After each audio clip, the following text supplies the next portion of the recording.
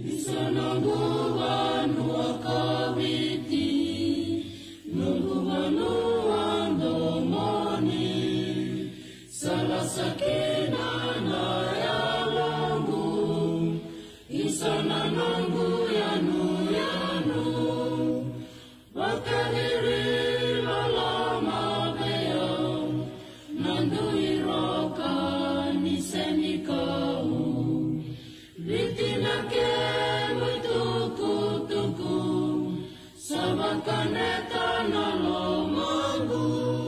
Nisa mbulu na kasama na turangan marama kimni na lubenda ke bukakina na leo ni matu wale baka Pasifika kani ndo usema tikumaya na ngoni bingarabi nango nandomo ni kai yanu ko sakana no mindeno bingarabi kele pe ambaringa semati kimni saka tikumaya na tolo ni venuku yana tokola lama ke burbura wambota ni tosbina katima na garabi tabi na ni matu wale na bonua ka wamibi ena lotu ena nondangoni binango na semati kenda tiwa kina matintule wo Papua New Guinea ena wasa Melanesia ena kena rongo tiwa indona nona Italanoa indona luwebiti tamusagani daga bambala busaka na tambana ni webogaki sena Civil Aviation Authority vengarai bang tinde talanga mai viti ni mbera ni ndewa kina korturanga lebo Port Moresby me ado tima na singini kuha sanda kinda baka saka tiwa nanda bulangin dokai ena wata ni vengarai binango nandomo ni kai yanu ni mula na turanga na marama ni borong tumai na kawini singa borombo ka endai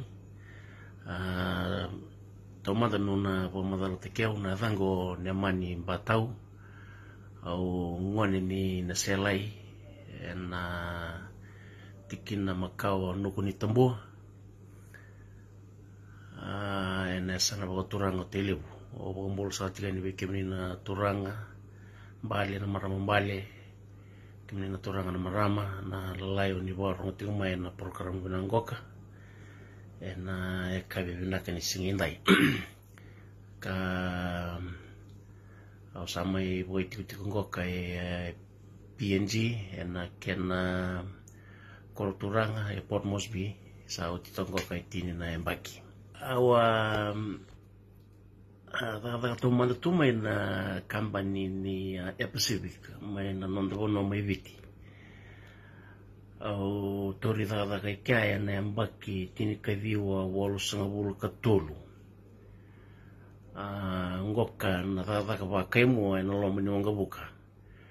en tini kaviwa wolu sanga bulu katolu ati bukina vikimni na ndono mena ngona binakaya tibukin na project abo to kaiti kon project America kito ale tolu sangabulu na ndingitaki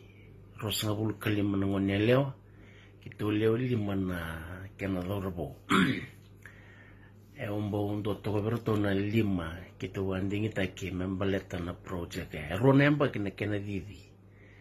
na project na kaya ya na mai zabo na Wolsong tin ka dia Wolsong vulkava samai na numital nga me sa zabo kina na project endo yo kitondo buka takatigo na wanga buka ngoka mai nandi kele ani Honolulu na matakale lai kema mitiko bo thing mai no hotel na Princess Kaulani kema ngendo mbimbi hotel mai kani ori toka rose tol na singa leso tali nandi ena tin ka diwa dio sanga vulkaono sa kiriki na meo sa sombo mai na no dadaka ena va kaimua ena lo minonga buka arto sa kirio meo ngolea ni meo sale tomana na no dadaka sena career development ena management au sa mani vaio ndende to na bimbi mai na buka ni ngole kina dadaka baka management ya au sangani buat tartututa kana nungwa ngole na management e buki usaranga bole me nyure de listu na ngombula ni sama to ngo kai Papua New Guinea au buka ni binata kana na rai erto buadora na biluta ke ngona ya enda Pacific mewa le luta telanga na cabin crew department na lomo di kambani le buna Pacific ngona ya kito ndo buka tukina na wonga buka ngoka na 747 Boeing 747 Boeing 767 na Boeing 737 tiko talanga ngona ya na ATR 42 ka lebusar na buno ke memsando babadani se telebuti mai wataka mai Los Angeles me America Hawaii ngol sarani Canada Australia watalaki na mai New Zealand kitumbo kalunga tana ngalo se duru ngona ena buni dadaka ke na bengarabi da tu ngona taka sartunga na Londina daka ena ni no da tumberi se susungi tumai vale endale ba mataro tu ena lomani wanga buka se ngona senda kito kai motu kina ya sautia sa mai tukuni no sombo no sa tomanira na velutaki ena bola tin ka diwa dio sangabul kawono ena ronon dolu karua usa manikiri me usa didibaka na department ni cabin crew go sangatal ni bakatartutu ni arto sa redamay na ingu ni bengrabi arto redamay na bika usa bagador na bidana mbaki au tigabu na dadaka baka line standards manager oti ulandi dake andiki na cabin crew services manager ni sember ni sulvia una velutaki ena department ena ngona watu kinikia o abinga rabiti ko tol sangabulu rona tolnan raw lim sangabulu na cabin crew bana ken manindia sabola ka tin tabana nungu binga rabi rato sanga impita mai na training school me mai liuta taltinga rato mani ngole nikina na orto nando bibo tabuli di ver na cabin crew ke na pilati me sarto le waru taltinga ke na nungu biliutaki yana nungu dadaka ena lomo di kambani na Pacific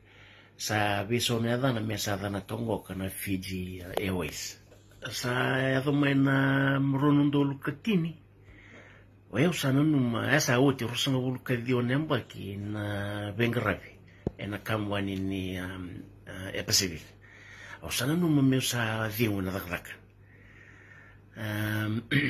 o samani tora na pakete sulle vi una kambani sama ibi so talanga ngone na velutaki ena lomo di kambani na Pacific ke ba ni nanuti kondo na CEO angol men ngone Dave Fliga dure no kwa kitule di ba boilai na kambani au sana no mo sa rotio mi sa de mo sa rosanga bulu ka dio namba ke sa roto ba binaka so autor na semi retirement sama tonganya vale ena ronondolu katini au kotoba ne mthaba ni kotoba ni singa kotoba ne ututala ni lusinga ena kambani ni levo na Pacific wote ronobula au tora ndo ngiri ni Papua New Guinea erto bangarati ndo me tabulida na customer service ka dia toro batelanga na nonda training na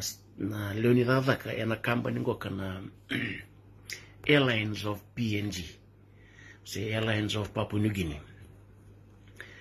ne katini ni December ronondolu katini au sambi tamikina na nonda bono meviti me usa ngole mai me mai boite bena Daka ena company ngoka na Airlines of Papua New Guinea ngoka rotu bukatanga na unga bola lai kwa benga rabinga na vitiko ni Daka elomo e Papua New Guinea do botoka itu na domestic operations maika wotinga etini kawalu na bula na nungu Daka toka arto bangarata lenga na kambani ngoka na Air New Guinea ngona national flag carrier ke endo me le bota buli derto na non to cabin crew mani toka na New Guinea ndo na turang ni biti o semiti rokumbuli sa sabu ka dingo na turang ngoka kwe ngole ani veo tunu kwa weka au kere na no musibi au bango mekanya tapa tuno ka sule me veo roto bangarati o endua me veituri se voi votabuli de veo roto na cabin crew abango sabi na kusama ni sule sar au kadibi en bol liu na no na tiko na turanga na CEO en au ruko ya ni en boardroom en mataru saranga ni boardroom en abuno efaka kina na interview en kai biwa kurumbuita ki en no na bitu mbere tuna kalo en abu no gumbula en tata ka usame venga rabitu kini ki yo me voga la tangani tutu ka na interview ngoka ezaka en ni kero tu de tunga pote ki chief operations officer sa tuna saranga ko ngoka na no mukambani we ko sa resign mai en airlines of Papua New Guinea mo sa mo da nyaluna tiguna no contract rato tuna talanga no sira no da ka na do tal na competitor na ngono sambimbi mikina na kamera to na leba merto no capital no ngana lawyer na sani ni Canada data na no mo contract e mo sari san saramengo nei matei ni chulai ronundo lukatolo ani matei sarani no gusinga ni toki mai airlines of Papua New Guinea me sameda daka na national airline na New Guinea ko tiku kena ngona binango na tambani vengra vio mai pagadore na New Guinea go ka uduru sartunga mai ni bakasamata ka mai na tutu o tu kena mai na Pacific go ka no sa mai instructor nga si trainer veira na cabin crew au durmai na nito bolibuli sang sucar ni bolibuli ka kito abengara bitu kena mai biti goka ni tuba ki makao na vale na yaya ni dadaka me baka na computer kito le lima na instructor kito wase tukunga endua na computer o sa o ba lo matar tali na sa tali mai takabi ki ni usati ubina mai mai te kandua iyo o sen lo monilai o sangai na budelo mangu oiko o sapo na kausa tu nga bio oiko ona senga ni tu nga bango re mo instructor oiko mo na didi baka na department goka na part 141 na training center ni New Guinea ana kausa na budati we lo mangu me ndo na singa mo didi baka sama ni utiga buna nungu benga rabi waka ndon bibi wata bulidi wote nga endo namba ki erto sa sulevio meu saluta kana commercial training wote nga endo tele namba ki erto sa kriau meu sa viviva kana New Guinea Training Center go kemina turang ken marama na vonua rando me voa bulidi kina na pilot na engineer wata ke na cabin crew apaka sama taka usen pilot usen ni engineer cabin crew bottom sarang yango na nona vilutaki se na nona ruta na kalau na bugungu me usana titi baka na korni bulingoka na bunu rando me wa bulidi kina na ka usada buto chimedaki o bibi sota kana bekae ni bengarabi wadaka me bakana ya ni bibo tabulivi bibi sauna ndesi na nondra indamendame na ndau mengarabi buli raya andu talngan laptop orto na liedi na instructor orto na admin staff rayan do saranga na laptop ena ka o sama ibiso ta kana lo mani ya au toka ikya au sangnikila ni endo berto na general manager sa redacte ko ne bora ni nungu dadak dona ka o do utu tu nungu dadak ko na posata kini karua na dadak wa ngumatua euro ni tiga ko na walu na va vimam ni posata na vana kalo ko matagrela lai eron ga o titale na nungu dadak na walu na kalo ko ene kavi ena bongi yana kauko ningara bitabi wa da keke dona singa sama ni ngole mai na turanga ni Pakistan ko ya GM General Manager Airline Operations sama itu ko bia wiko mon ngole ani kina nungutin o ba ngore da lo bena sa yo musiti di ba mana na turanga sanga o ko musan gayan au revelation na tolu nempa kina nungu atoka na training center in a training school au ngai kerebua na thapa na nomuni rai na nyusana ngolen mole toka na nomuni department na nomuni division tono ka o bangarati go endu meno ku tuaisi kemina turana marama na ngone thabuta ko veia ona ve malini bosea o yo ndora kana lulu vetreo mbeleti ni ratiko ira na itoke ni tutu ngoka ni toke ni bonua era boy tutu talanga radidi bakati na airline operations obote ki kona GM mai Pakistan ngoka iya bitom nga bakati tika ayo tora na challenger ayo tora ba mimi saranga na leuna ka ubuli da bona turanga ni Pakistan ngoka atu mana Air Force mai Pakistan sa mai dada tungoka na kampani ni Bebugaki au mani lia do pasara ngono mesale promote keno ko mesale CEO ni Enyugini sambita to mai na division na airline operations me usa liuta toka and acting category so obo mina ka na weekend the room rende to menondo bonua na bota buliti mebira na manindia nona turanga ndo bosaki kino na wirutaki Mr. Isaac Komelebuka turanga ni obolau sabo itu ko ngangore nandi nonda itu ni korni basu ya endua tabulo na binana ngumbula en buni ngrevitabi ke na tori dadaka obo na ka nindo rele susona ngono do message be koya do tuno wa bina bolu na kawai kana trataka ni viluta ke oni mule de kina na ngumbula era oni motor tu kina na bitu tulelebu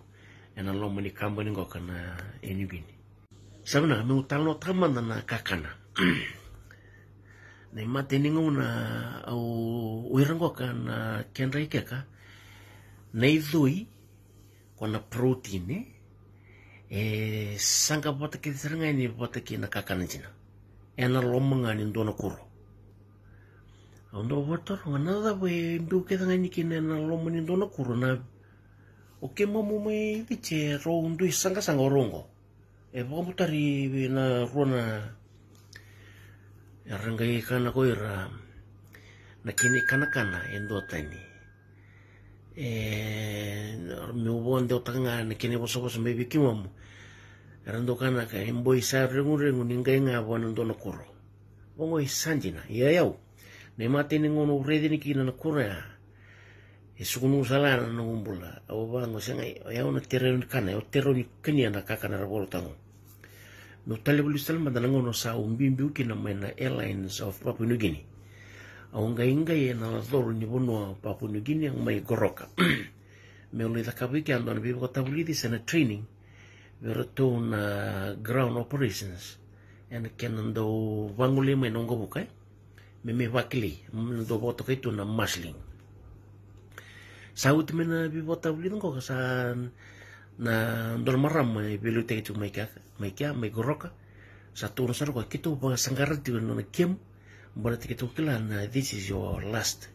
training with the Airlines of PNG wango sa o sa tarong sa na tapa tu sa kana sa mi bio nakakana ko kaya ndo boto katuna ay gir ko ya me ngai bot ke ngai nan do ngana kuro na bi kausa kana ka tume daki santoro men kuro limu go suri tu ya ni sa tumelo manato e tu wata kina wata ni ronga da mundawa na toa e tu talanga ke na wata ngo e watu nan raw ni mbalambala na ke na mbalaw na ngonu sa tuira kata ki kina bangon nan raw ni wata ngo au sa pa ngone ngo ni una kania ona ora o taronga na marame inau e sa ko to ngo igo wan rudanga go mamat pe no malwa ora so chini long bina kani sanga ya lo ya sandara ko to munanga na nonra nanu mun sa taladi mai na pura na korinda da ngo ka megorok wata kina kumala era sanga wata kele chiko ngana ndonga na kura ani matini ngono to bolekina na kakano isanga ngai sa chinemba ngono ngo togeke sanga ngai sa mata nera teki ni bol nera tuna bango aigir sanda kania malaka tu ya lebu bira batana rata talai ke lenga wira na woriso tini ratau ribuli wa binaka lebu korando bo to kai tungon buai merkania botake na lasi koi tuki sanga itiko talento na ka bogati kona yango na mai nonda bono mebiti ya mera mama bat kondo unta tuki na kanra ni ran tola po mai nangusunda enda mutu sabnaka nangona turikina na iwili ni turangan na marama lubibiti rasa mai tueke lima nembag sauti awarong ta patata ni kimemle wono nan raw na satu ngai keka ya na vimeluai bo biokani en bolo bo itoke ke ira talanga nonda na India rato tukungo e vida na turanga ni rotuma ondo bo ni binata ka nangona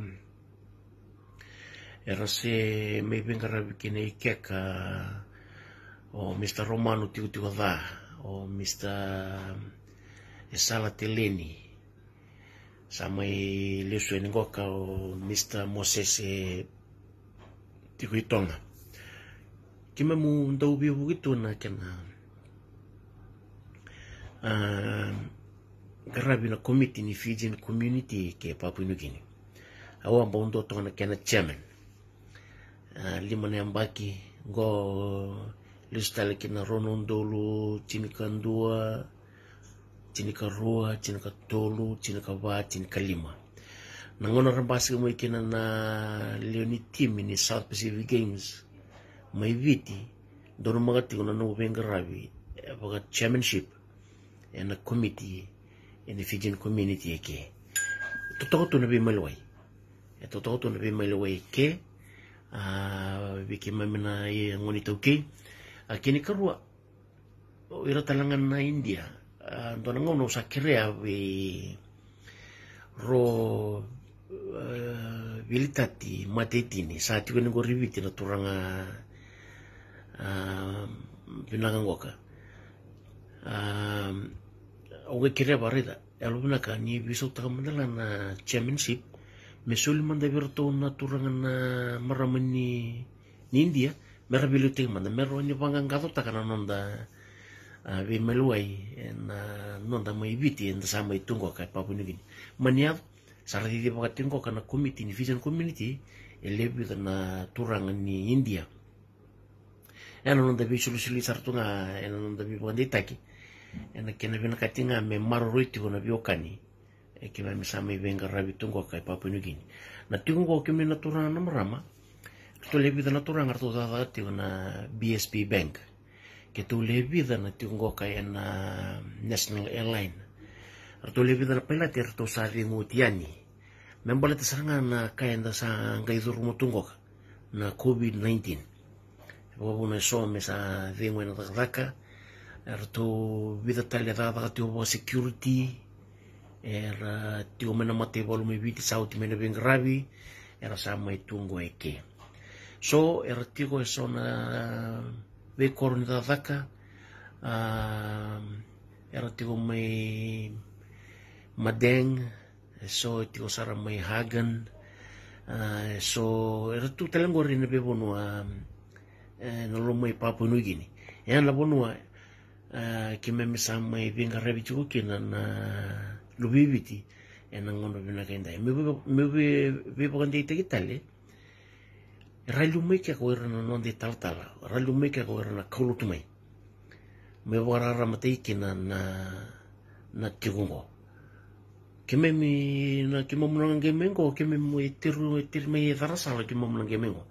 urna sa limu wiki mamu ramai sulia non rambula sa soe kadi ne dengi toka ikeka ana kai viva kurumuita ke boruta tu naturanga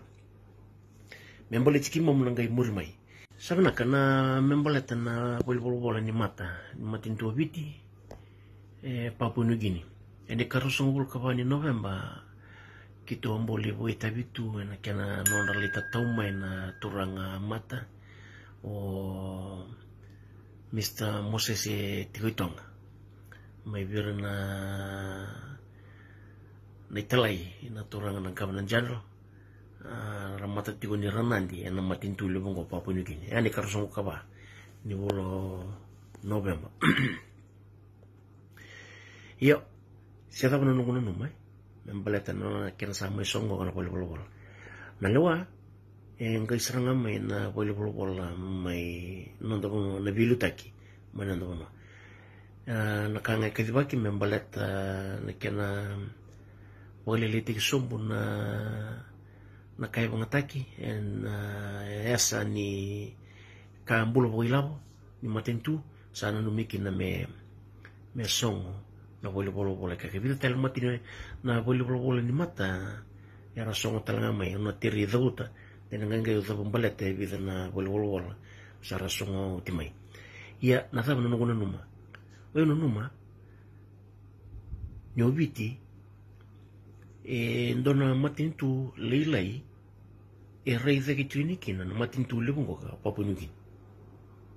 ke manda reiza lisu tali mananga pototolo na nondo biokani na turanga ruango na turanga sambal roto sa kamise samar turanga tuneo wati ke Grand Chief Sir Michael Somare orongo na nondo biokani nda kenda na bulando ne mai koko sa na nondo biokani e bota kilatal nga ni lebuna kaya lebuli dia no Sir Michael Somare amai ia mo ka mai teu takina na matin tungo ka nimberati gona kena tu bogate ki koya na independence ena chini ka viwa vitu songa ulu kalima ya samu songa na viokani o matentu kena matentu o tirra o nyona zabutaki ne donaka ye na do totoka ni rachukoi ke kana turanga mata na nonra mai chiko na turanga mata wa maindon makira te usara mai be Mr. Tambuna Kawai ramai buka tekira o Mr. Tiko za mai buke o Mr. Teleni sakin mai o tiko ningo ka o Mr. Tiguitonga sabi da mi aba na kena chukoi ke kana bola e baka e maroroi chuko na non rambulo na lubibiti era me venga rabitu ki ndona kai mimi keni karua kena to e wari chuko ndona mata come bwadora na trade a maiti ko indua sa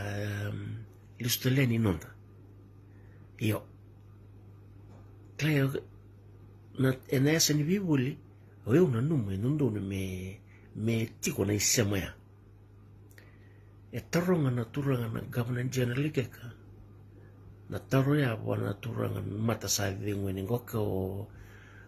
Mr. Tiguitonga na rabo sa songo kina bole Dona ka kitu bukathora na matintu o Papua New Guinea. Dona ka rauni kitu bukathora me roni kuni songo kin na palipalapala. Sama ni sominga ya ni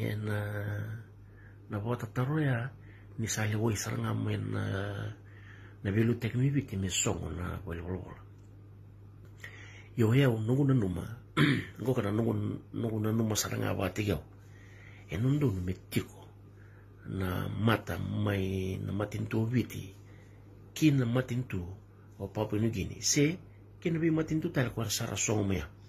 membole ter etiko na biokani keni ka rua etiko talanga na beboli ko eroni pa mbulu taka se koto mai na mbulu boila me vanga ngato taka na mbulu boila me no ndona sande ni na mbulu me nona ndo kana ka birto na lubengo reda do taka pa kokua na buli me vangu moto taki meroni ndu bio bonome menda ngere sa chuke ke e chuko binaka yo mo va koko ena ka sarme po tortu na lubi biti turang na marama era sa mai tungo iki ia erando maru iki mamutu na bio kanike na bola ko sa mai songo e kanira rawa iyo sanala ko mure tumana ngane loa sa tau mana no te vilu tak me biti na bole sai ko saga na dominika no weekend na ngono binangu wali si sa tibina bo binaka no bekando ne mani batau na huko ni no na bimbulongo de weekend bole tal tunga kina no mani mbula na dorbo kena ngone lewa ni warong sa tume na ngono binangu na babu bakasang talanga be kimni so na kasa mai mama dal tatu na bekanda na huko ni mbula ni sasanga ni bosota